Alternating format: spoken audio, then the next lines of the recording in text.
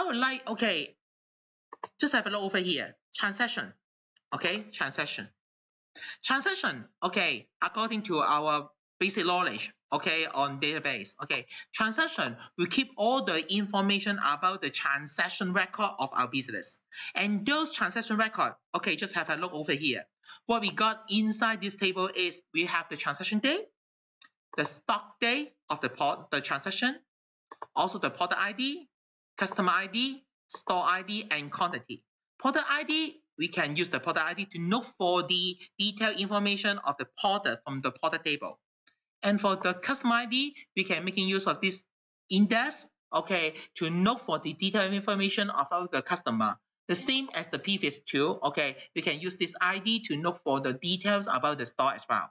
And here, it will show us, okay, the transaction, the quantity. That means, okay, it will show which this customer, okay, the 3449 customer, okay, buy the product X69, okay, for 5 items, okay, in which store? In number 6 store.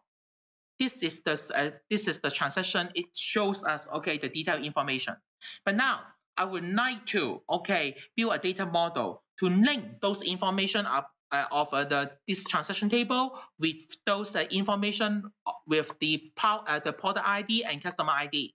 Then what should we do? I would like to link the product table, customer table, and also this transaction table all together. Then what should we do? So first of all, I would like to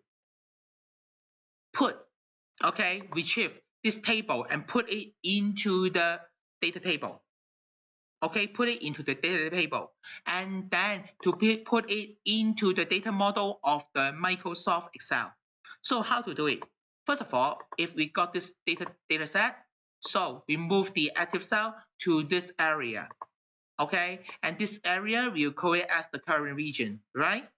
So after we move our active cell to this area, and then please click the insert menu over here, and then you will find we've got something called the table, right?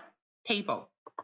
Click table, and then it will ask you, okay, do you want to turn this range into a table? And it will also ask you whether this range have the table header or not. If I have the table header, for example, like this one, we really have the table header. Okay, so we need to click this checkbox. Okay, okay, and then it will turn this range into a Excel data table, right? If after it is turned into a Excel data table, then as you can see here, we will have an additional tools bar, okay, appear at the top of the menu.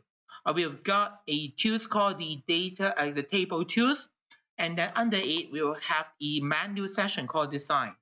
And over here on my left hand side, you can see here we've got something called the table name, because this is the first table, okay, being created in this Excel file. So it will automatically name it as the table 1.